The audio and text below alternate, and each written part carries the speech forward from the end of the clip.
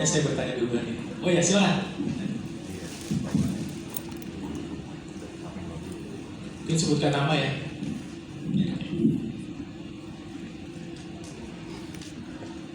Selamat pagi dok, saya dengan Fani dari Primaya Bekasi Barat. Izin bertanya dok, kalau pasien-pasien yang memang sudah biasa menggunakan insulin aspart dan insulin detemir yang dengan dosis yang dia udah tercapai nih, tapi untuk compliance-nya mungkin karena 3 kali suntik insulin aspart dan 1 kali suntik detemir kan cukup melelahkan. Kita mau switch ke yang tadi kombinasi degludec dan aspart dok. Itu untuk men-switch-nya bagaimana dengan dosisnya dok? Terima kasih. Silakan dok. Iya, langsung ya. Kalau dia sudah terkendali dengan basal bolus berarti ya. Basalnya kan kita tahu dosis terakhirnya. Nah, kita lihat si edek aspart ini 70%-nya basal. Nah, basalnya dia itu kita pakai untuk aspart ini. Gitu ya. Nah, nanti untuk degludecnya untuk basalnya. Yang aspartnya mengikuti karena dia 30%, nanti disesuaikan tuh berapa yang 3 kali pemberian tadi berapa, dihitung. Yang ini kan komposisinya 30%, jadi switchnya itu langsung dosis basalnya ngikutin yang sebelumnya. Nah, kemudian baru kita titrasi. Ya tentu kalau sudah basal bolus yang 4 kali pemberian tadi, kita tidak bisa memberikan 1 kali pemberian, kan tidak ada yang 1 kali lah. Nah, kalau itu diberikannya 2 kali pemberian, itu aja. Tapi yang penting monitoring itu gula darahnya. Maaf dok, misalnya nih pasiennya dosisnya biasanya yang aspartnya 3 kali 12, terus yang determirnya 1 kali 15, itu kita ngasih berarti yang kalau misalnya dia kombinasi yang basal bolus ini yang 2 kali sehari itu berarti jadi berapa kilo? Langsung diberikan basalnya tadi 15, kita berikan 15 unit. Dan kita memikirkan kalau 15 unit itu dia 70% kan basalnya. Yang 30% aspartnya, 30%-nya dari itu berarti kan 5 ya. Sehingga dia mungkin dari memulai dosis dari basal yang ada 15 itu nanti disesuai dititrasi gitu, supaya nggak terjadi hipo. Kalau dia kurang dinaikkan 2 unit, nanti dilihat.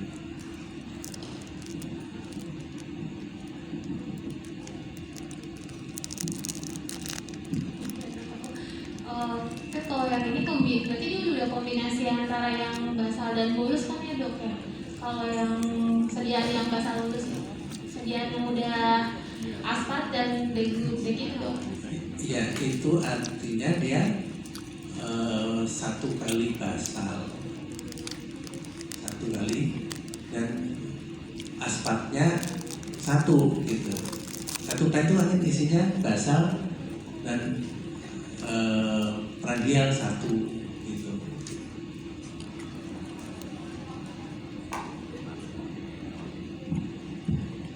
Ya, cukup Dr. Fani.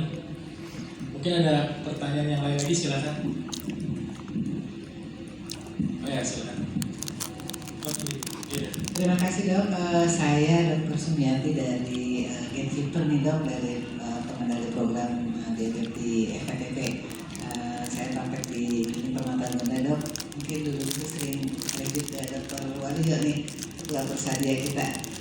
Dok, kan tahun 2023 ini Kemenkes mencanangkan bahwa di FKTP dan Puskesmas itu tahun screening ya dok ya. Kalau nggak salah bocorannya kemarin Puskesmas itu dapat 1/4 M anggaran untuk screening, bocorannya dari Kemenkes. Nah, kita ini kan di FKTP dok, kita pasti pengelolaan anggarannya dari klinik itu sendiri ya dok, dari kapitasi. Saya sudah memulai screening untuk DM itu gula darah puasa, postprandial, dan HbA1c dok. Mungkin kalau di FKTP yang terkendala itu HbA1c-nya kan tidak di cover oleh BPJS, dia hanya di cover hanya 6 bulan sekali dok. Itu pun pasien-pasien yang sudah memang terdiagnosa diabetes dari awal. Itu sering terjadi kendala di FKTP ya dok ya. Makanya kita suka adain program screening murah untuk supaya menjangkau. Nah, itu sudah mulai saya jalankan dari tahun 2022 dok. Memang angkanya memang cukup ini dengan dilakukan screening, tapi alhamdulillahnya di awal kita sudah tahu dengan resiko-resiko obesitas, resiko ini saya kelompokin jadi 3 nih dok. Ada pasien-pasien yang memang dari awal diabetes dia sudah terkontrol. Nah itu yang masuk dalam klub Prolantis ya dok ya. Ada pasien yang memang dengan sudah komplikasi kardiovaskuler, misalnya I25 atau komplikasi lainnya dengan angina pectoris. Nah itu biasanya memang masuk ranah ke FKPRL, ke rumah sakit. Nah ada pasien yang sudah mulai stabil juga dok. Karena biasanya kalau stabil diabetesnya sama dokter penyakit dalam atau dokter endokrin, sudah stabil PRB. Nah itu pasien-pasien yang menjadi konsen kita, pasien yang sudah di PRB-kan. Adapun kadang-kadang jantungnya belum stabil, belum bisa di PRB-kan, hanya diabetes saja. Nah bagaimana kita di gatekeeper nih dok memanage dari awal sebaiknya berapa minimal itu untuk HbA1c itu per 3 bulan sekali, atau memang sebaiknya dari awal dokter Waluyo supaya kita bisa menangkap lebih cepat gitu. Dan komplikasi yang sering saya temui awal masuk dengan serangan jantung ya dok.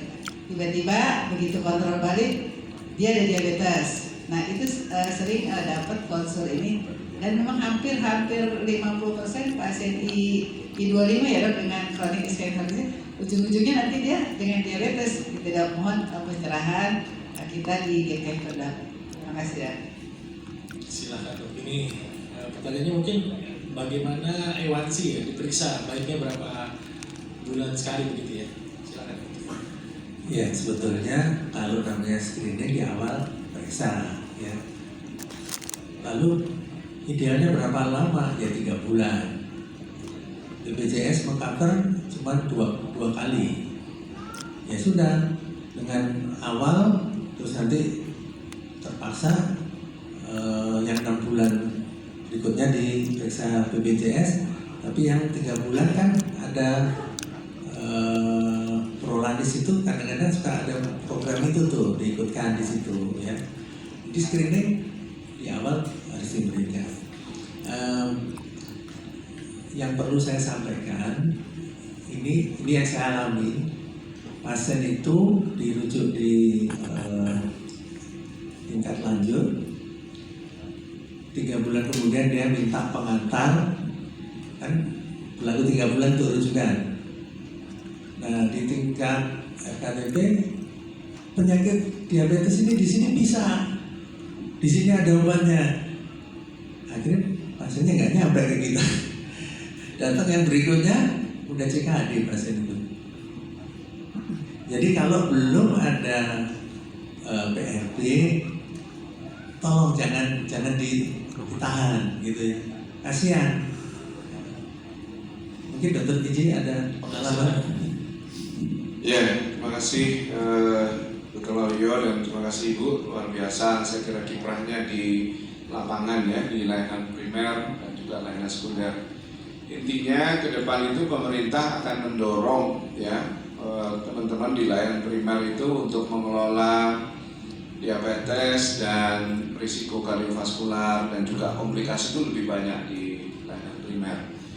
Dan penguatan di layanan primer itu sebenarnya sejalan dengan transformasi layanan kesehatan unggulan yang sekarang sedang digalakkan ini ya. Saya kira kita tahu bersama di mana-mana pemerintah sedang menggalakkan transformasi layanan unggulan ya.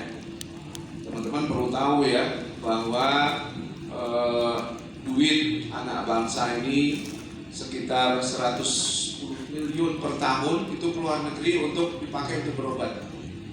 110 triliun, macam-macam untuk cancer, macam-macam lah untuk transplant, untuk diabetes, macam-macam ya. Nah itu pemerintah ingin geser tuh, ingin geser ke kita. agar jangan banyak lagi ini anak bangsa ini yang berobat ke luar negeri, maka diperkuatlah layanan, termasuk di layanan primer. Jadi teman-teman nanti siap-siap tuh, nanti pemerintah itu mimpinya EHR, Electronic Health Record, itu nanti sampai ke layanan primer.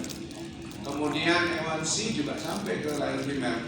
Kalau EKG saya kira nggak lama lagi, EKG dan kalau di kota-kota besar, mungkin di kota-kota atau di pelosok-pelosok ya, untuk screening ya, proteinuria dan sebagainya, neuropati itu teman-teman layanan primer bisa ya.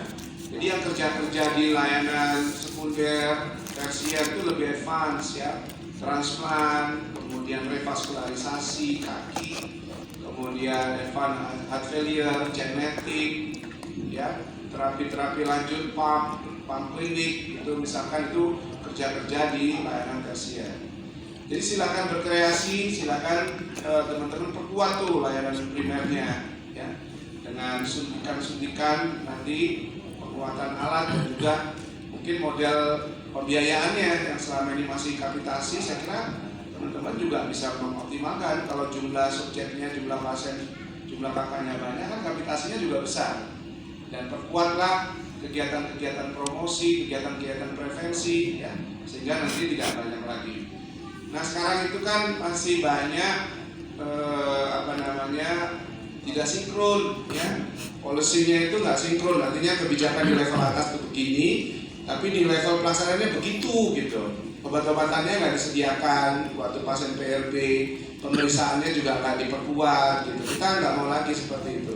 Harus konsisten semuanya, satu warna dan satu kebijakan ya, di atas sampai ke bawah. Itu yang mau kita dorong dari ke depan ini ya. Jadi teman-teman, penguatan layanan primer itu menjadi agenda penting ke depannya ya. Jadi betul-betul pasien yang dirujuk itu sesuai dengan grading dan levelisasi persoalannya, dan itu nanti harus konsisten dalam pelaksanaannya gitu. Terima kasih. Silakan Dok, ada pertanyaan. Kita masih punya waktu sekitar 7 menit, 10 menit. Bismillahirrahmanirrahim. Assalamualaikum warahmatullahi wabarakatuh. Terima kasih untuk kesempatannya. Saya dengan Dr. Yuda dari Rumah Sakit Amanda Cikarang Selatan, Dok. Saya ingin bertanya, misalkan kalau pasien ada ini, Dok, yang sudah pakai Zyrtec, misalkan sudah 3 kali, Dok. Cuman memang pada saat bangun tidur kadang-kadang juga ada seperti fenomena fajar di mana glukosanya itu melonjak secara signifikan seperti itu, Dok. Kira-kira apakah perlu ditambahkan untuk long acting insulin atau ada strategi lain, Dok? Terima kasih. Silakan Dok. Ya kembali lagi mesti dihitung kebutuhan basalnya itu ya. Kalau di pagi hari masih tinggi, mungkin basalnya belum tercapai. Jadi titrasi dosisnya tadi diikuti. Kalau dia sudah tercapai, dipertahankan gitu. Atau bisa juga memulai misalnya 1 kali Ryzodec tadi, terus yang nggak terkontrol sesudah makannya di mana? Apakah siang ataukah sorenya? Bisa juga itu 1 kali diberikan, terus yang kerja pendeknya itu taruh di sesudah makan yang tidak terkontrol tadi. Itu memang harus titrasi ya. Kalau sudah diperhitungkan kan basalnya itu di IBK Aspal itu kan 70% komponen basalnya. Kalau dia belum tercapai, pasti bangun tidur dalam keadaan basalnya itu masih tinggi. Itu saya kira. Ya, terima kasih. Mungkin dari Dr. Trijuli ada yang bisa ini untuk sharing juga.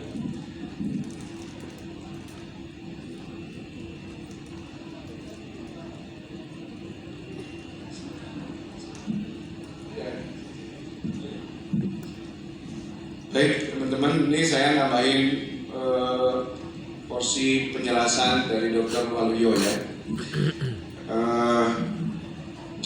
teman-teman ini saya koreksi dulu ya. Yang tadi pertanyaan terakhir itu Rizodek nggak boleh diberikan 3 kali. Rizodek itu dalam posologinya dimanapun di dunia ini hanya boleh diberikan sekali atau 2 kali, ya, sekali atau 2 kali. Nah, memang kan Rizodek ini sudah meluas digunakan untuk di pasien-pasien CKM. Jadi penggunaannya harus benar-benar pas dan sesuai dengan posologinya ya. Jadi teman-teman menggunakan Rizodek itu sebenarnya dalam pelaksanaannya seperti menggunakan insulin basal sih. Cuma dia kelebihannya dia ada komponen insulin prandialnya sekitar 30%. Itu aja kelebihannya. Dalam pelaksanaannya dalam pelaksanaannya itu harus betul-betul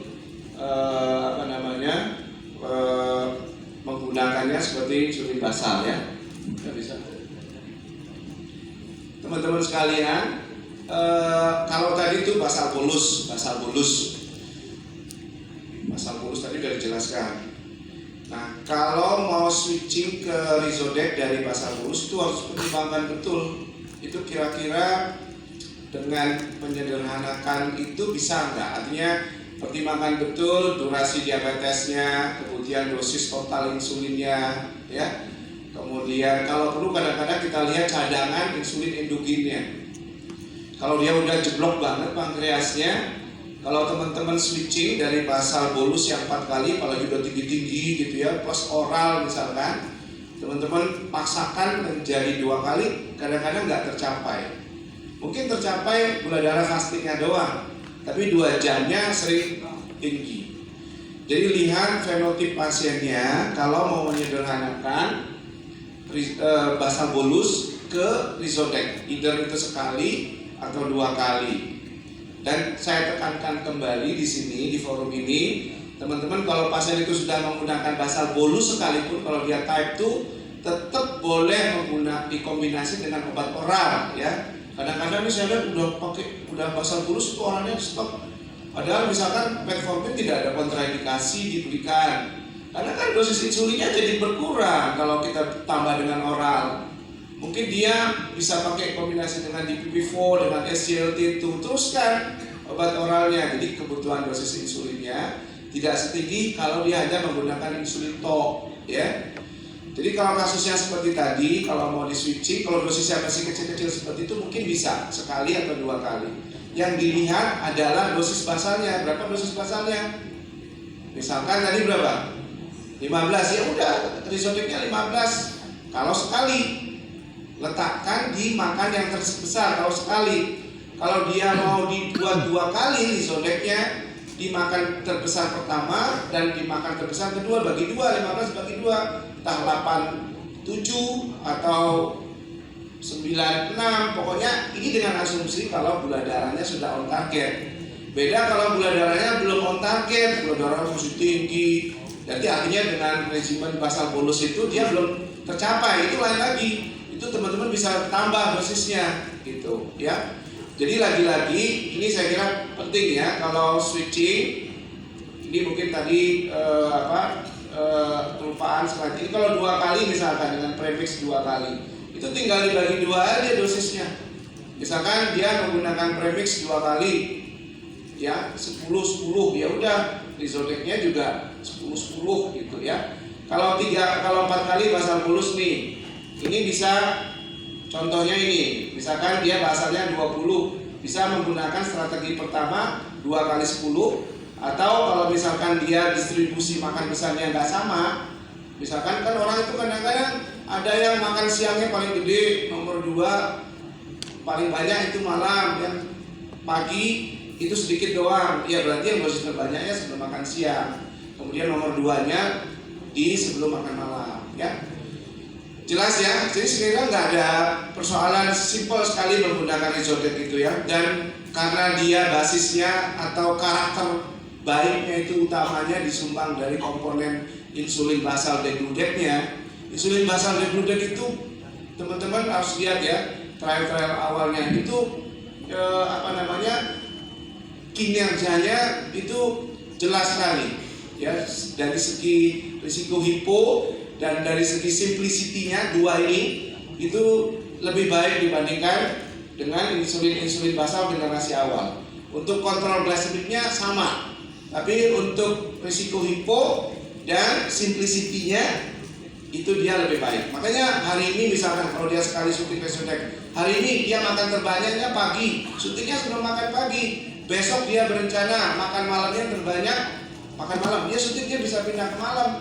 Besoknya lagi dia mau makan terbanyaknya sebelum makan siang, pindah syuting Resodexnya sebelum makan siang. Simplicity-nya. Nah sekarang kembali ke kasus yang kedua, menggunakan 3 kali. Fastingnya tinggi, hati-hati. Fasting tinggi itu belum tentu dia kekurangan insulin, belum tentu kekurangan dosis. Jangan-jangan itu somogi namanya. Somogi itu apa? Dia hipo tengah malam, kemudian kontraregulatornya naik, fastingnya jadi tinggi. Jadi lihat dulu kalau gula darahnya tinggi udah menggunakan insulin banyak itu, cek gula darahnya bedtime jam 12, jam 1 lihat. Kalau dia turun, kemudian paginya tinggi, itu namanya somogi. Kalau somogi justru insulinnya harus dikurangi. Lihat risiko hiponya atau kejadian hiponya di mana. Baru lihat kira-kira insulin atau obat yang mana yang paling besar berkontribusi terhadap kejadian hiponya. Itu yang dikurangi dosisnya. Ya. Jadi lagi-lagi Resodex ini, co-formulation ini menggunakannya seperti menggunakan insulin basal, hanya dia lebih fleksibel, resiko, kemudian dan juga farmakokinetiknya lebih stabil dibandingkan dengan insulin basal generasi sebelumnya.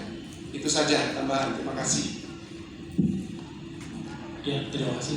Jadi perlu dikesin lagi ya, tidak ada pemberian 3 kali ya. Tadi Resodex ya, backup itu cuma 2 kali ya maksimal dari bicara. Mungkin waktunya sudah habis ya, jadi nanti kalau ada pertanyaan-pertanyaan selanjutnya bisa langsung ke bicara. Terima kasih sekali lagi, kita berikan aplaus kepada 2 bicara. Mohon maaf sebagai